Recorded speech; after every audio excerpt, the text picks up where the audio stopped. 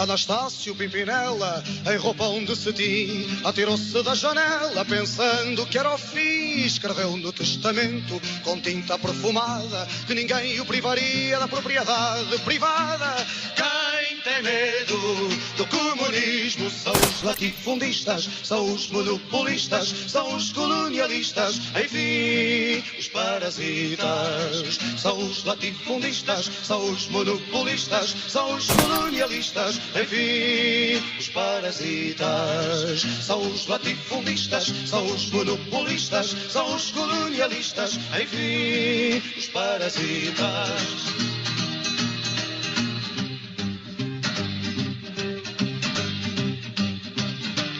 Agapito, rapazote, grande latifundiário, pendurou-se num barrote para não pagar o salário. O resto da canalha, capatazes e polícias, embarcou para o Brasil para reforçar as milícias. Quem tem medo do comunismo são os latifundistas, são os monopolistas, são os colonialistas, enfim, os parasitas. São os latifundistas, são os monopolistas, são os colonialistas, enfim, os parasitas. São os latifundistas, são os monopolistas, são os colonialistas, enfim, os parasitas.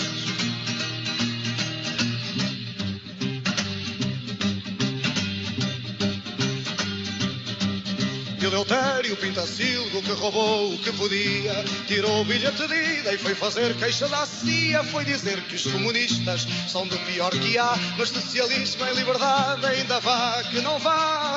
Quem tem medo do comunismo são os latifundistas, são os monopolistas, são os colonialistas, enfim, os parasitas. São os latifundistas, são os monopolistas, são os colonialistas, enfim, os parasitas. São os latifundistas, são os monopolistas, são os colonialistas, enfim, os parasitas.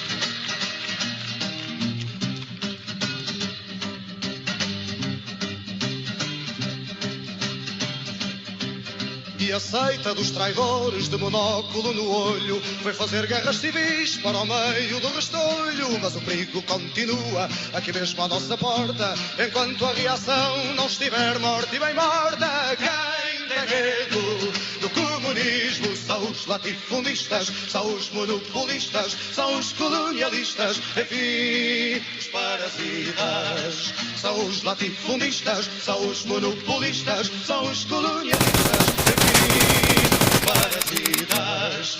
São os latifundistas, são os monopolistas, são os colonialistas, enfim, os parasitas, enfim, a reação